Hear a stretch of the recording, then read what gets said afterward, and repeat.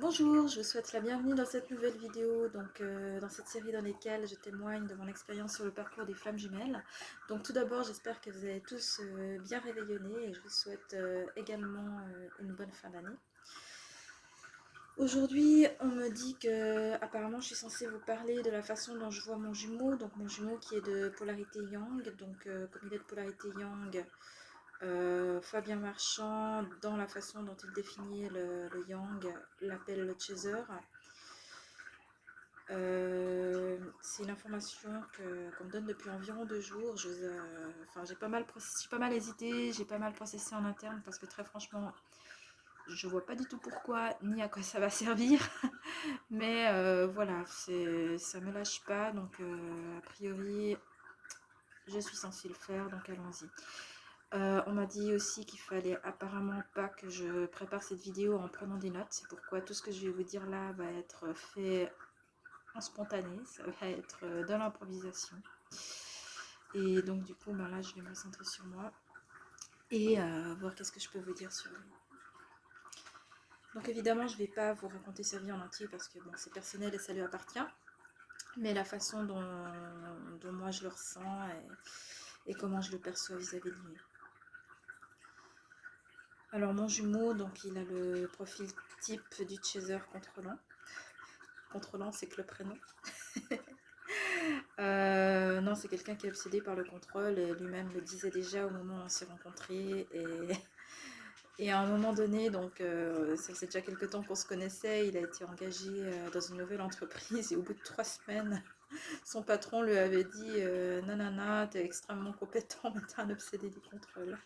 Donc le côté contrôlant, c'est vraiment quelque chose de très fort chez lui. Mon jumeau, c'est quelqu'un qui a eu une vie compliquée, tout comme moi j'ai également eu une vie compliquée. Mais je pense qu'il a eu une vie qui était plus compliquée que la mienne. Il a eu une famille qui était difficile. Il a aussi vécu plusieurs événements dans sa vie, dans son enfance et dans son adolescence notamment, qui ont été extrêmement traumatisants. Et je pense qu'à l'heure actuelle encore, en tout cas c'était le cas la dernière fois que j'ai eu des nouvelles de lui, mais c'était il y a plus d'1 an et demi maintenant. Donc j'ai actuellement 1 an et demi de silence radio. La dernière fois que je l'ai vu, je pense qu'il souffrait encore de symptômes de stress post-traumatique. Donc c'est en fait quand je me suis rendu compte que mon jumeau souffrait probablement de stress post-traumatique chronique, en fait, que je me suis intéressée à ce sujet et que j'ai fait ensuite des parallèles avec la méthode de Mello. Donc ça, c'est des choses dont je vous ai parlé dans une vidéo précédente. Donc mon jumeau a vécu des événements très traumatisants. Je pense qu'il souffre encore actuellement de symptômes du stress post-traumatique chronique. Et tout ça, ça lui donne des réactions qui sont souvent disproportionnées dans beaucoup de domaines différents. C'est quelqu'un qui a beaucoup souffert, c'est quelqu'un qui a tendance même presque, vu de l'extérieur, on dirait presque qu'il recherche la souffrance, tellement il ne croit pas au fait d'être heureux et d'ailleurs il ne sait pas comment faire. Quand je l'ai rencontré, une des premières choses qu'il a faites, c'était de me raconter sa vie. Et en fait, dès le départ, j'ai tout de suite été estomaquée en fait, par la similitude qu'il y avait entre nous. Dans sa façon de parler, dans sa gestuelle, dans son histoire, dans ses yeux, il y avait beaucoup de souffrance. Donc pour rappel, il était à ce moment-là probablement dans la nuit noire de l'âme, moi j'étais aussi dans la mienne. Mais j'étais plus avancée quelque part dans la nuit noire de l'âme, ce qui faisait que je voyais déjà un peu en avance toutes les étapes qu'il allait encore traverser. Donc j'ai été très touchée par son histoire, mais ce qui m'est apparu dès le départ, c'était sa force. Sa force que tout de suite, malgré tout ce qu'il me disait qui était pas droit chez lui, sa force c'est quelque chose qui m'a tout de suite touchée là. Et tout de suite je me suis dit que c'était quelqu'un d'admirable. Mon jumeau c'est quelqu'un qui a une personnalité très spéciale. Les autres gens ne comprennent pas.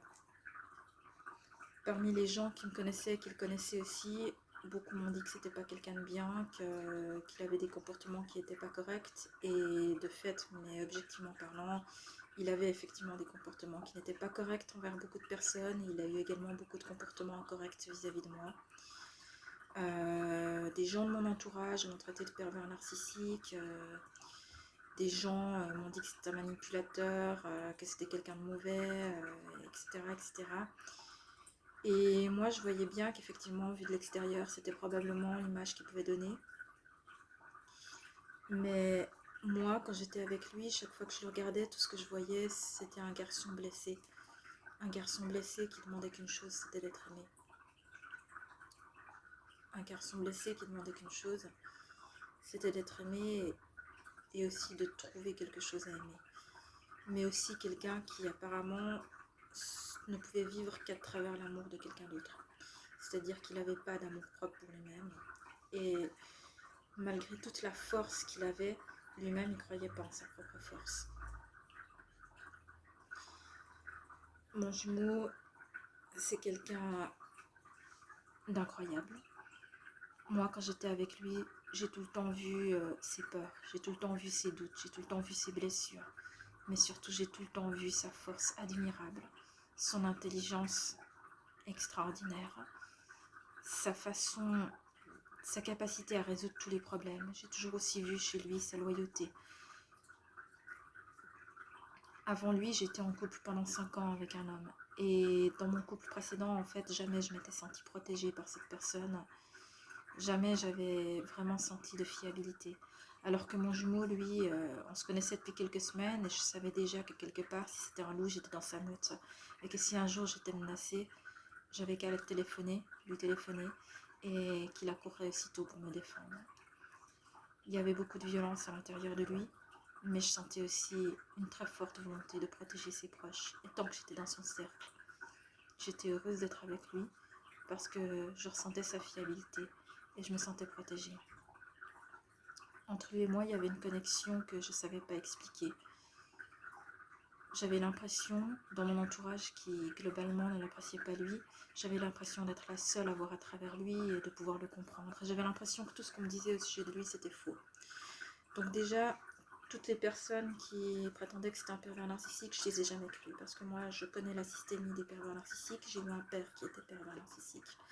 Et je sais de manière absolument certaine et affirmative que mon jumeau ne l'était pas. D'ailleurs, j'ai fait un jour un test objectif sur les pervers narcissiques pour savoir, donc sur lui et sur l'ex que j'avais avant, pour savoir à quel point il ne correspondait pas au pervers narcissique. Et je crois que mon jumeau avait eu un résultat assez déplorable. Il avait 4 sur 30. Donc c'était vraiment pas du tout un pervers narcissique. C'était juste quelqu'un qui était dans la souffrance et qui exprimait mal cette souffrance. C'était quelqu'un qui avait besoin d'être aidé et qui refusait d'être aidé. Et c'était quelqu'un que j'aimais plus que tout. Que j'aime toujours plus que tout. Je sais pas pourquoi j'en parle au passé, c'est sûrement parce que je suis en train de parler des événements passés. Mais mon jumeau, je l'aime plus que tout.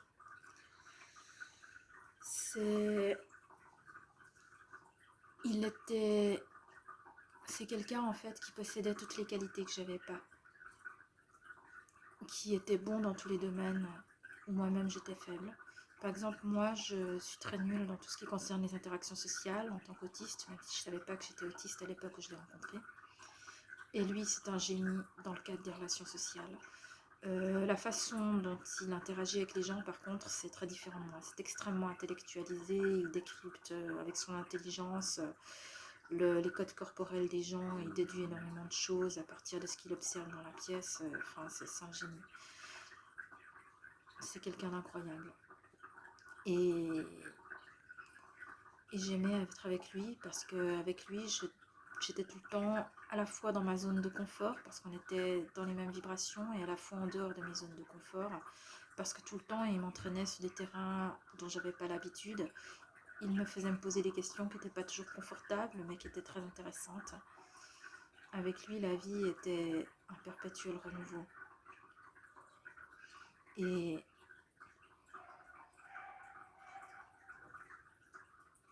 mon jumeau, c'est quelqu'un qui n'a pas toujours été correct en tout.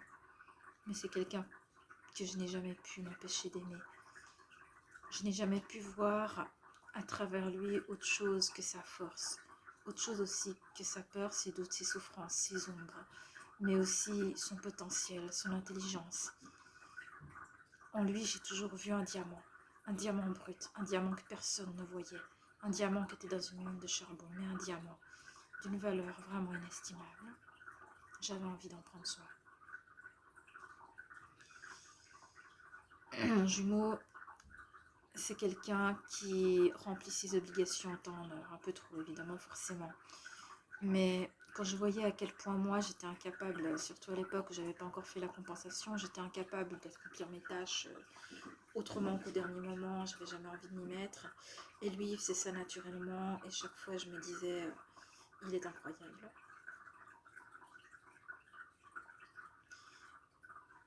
Il était...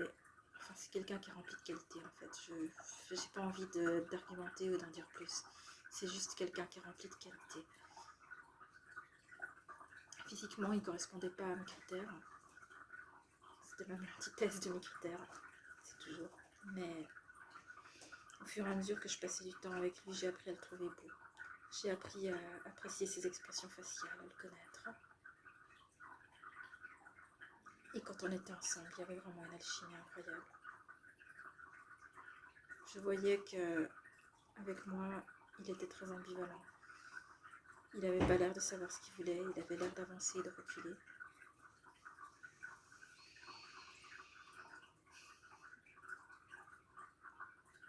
Et sans doute, enfin je pense vraiment que j'ai eu mes torts parce que à cause de mes peurs, j'aurais voulu qu'il remplisse mes besoins de la manière dont moi j'avais envie. Et très certainement à l'époque, je ne l'ai pas respecté pour ce qu'il était, dans ses besoins, dans ses envies et dans ses peurs. Parce que j'étais complètement dominée par les miennes. Si j'ai des regrets, c'est de ne pas toujours avoir su l'aider. Et sans doute que je ne devais pas le faire, mais c'est dur de voir la personne qu'on aime souffrir et d'être impuissante à lui faire du bien.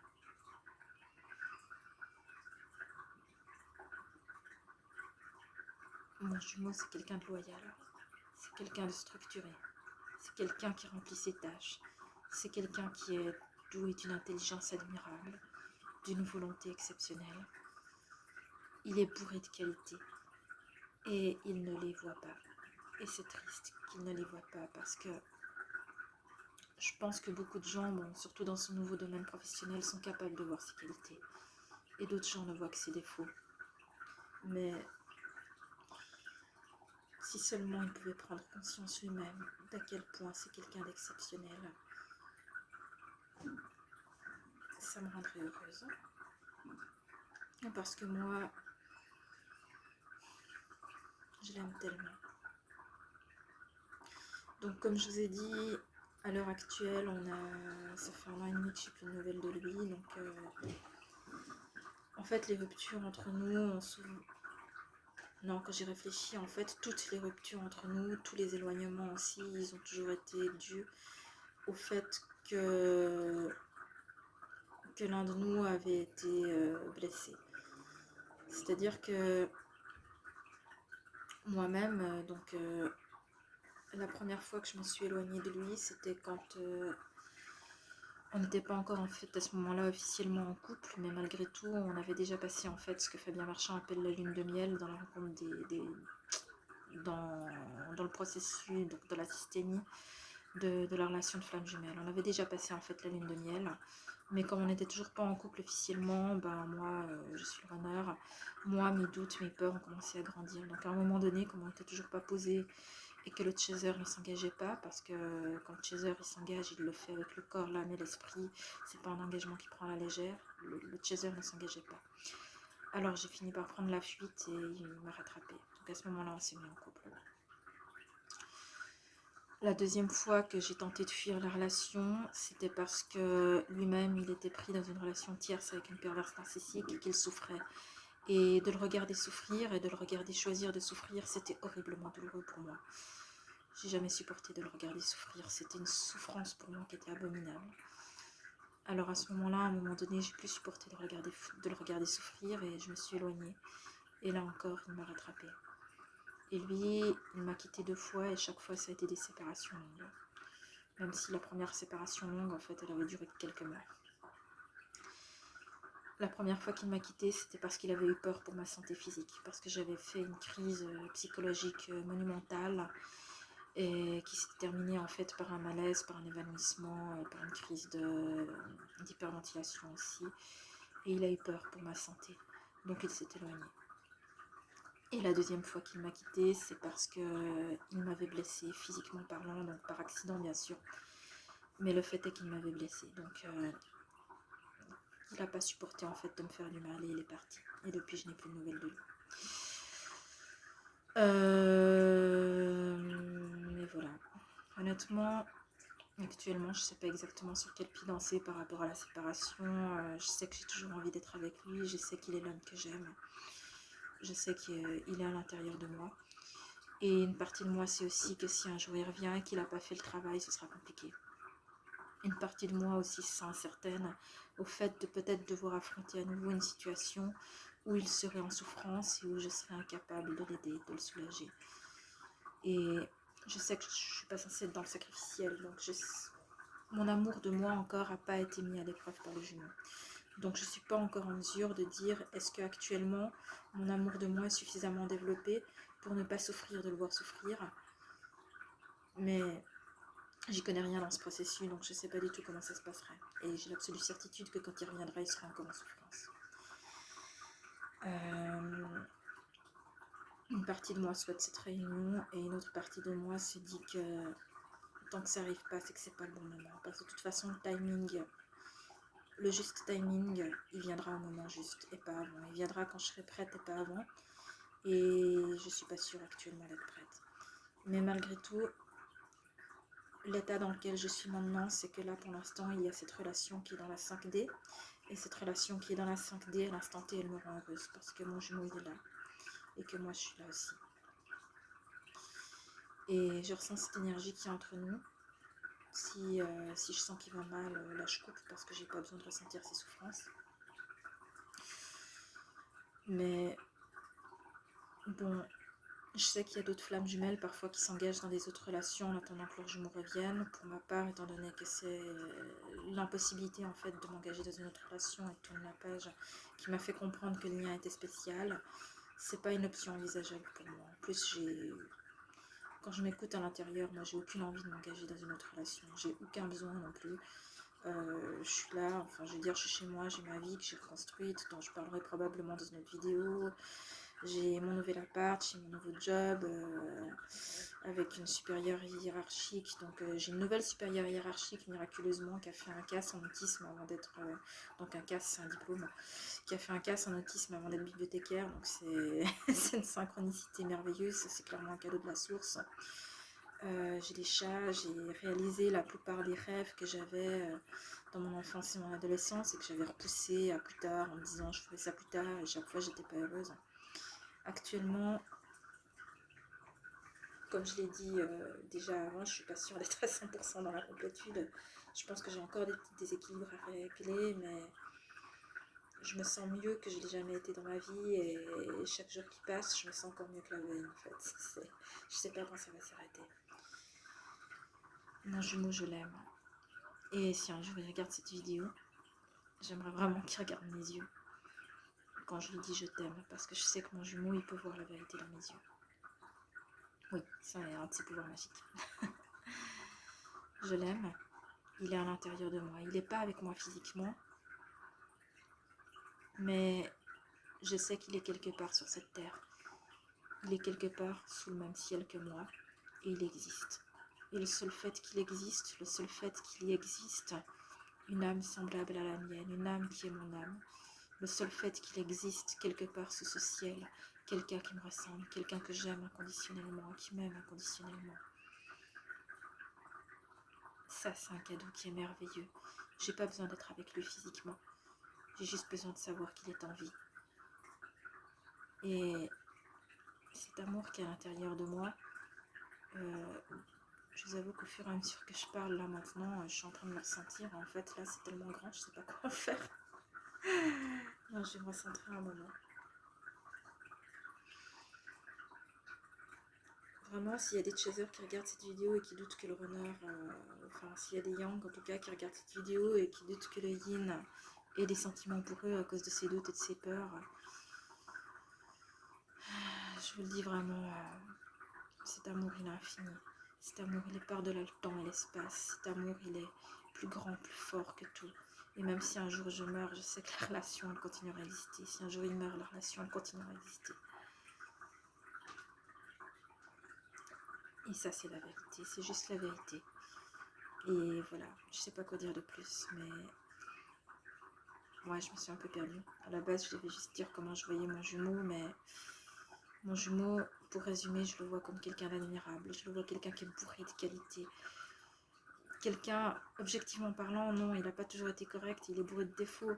Mais moi, tout ce que je vois, c'est ses qualités, tout ce que je vois, c'est sa force, tout ce que je vois, c'est tout ce qu'il y a en lui que je ne suis pas, ou que je n'étais pas en tout cas, tout ce que j'avais envie de devenir, et toutes les parties où il me complétait, où il était meilleur que moi, plus grand que moi. Et c'est quelqu'un qui a un charisme, une force. Je l'aime, je l'adore. Voilà.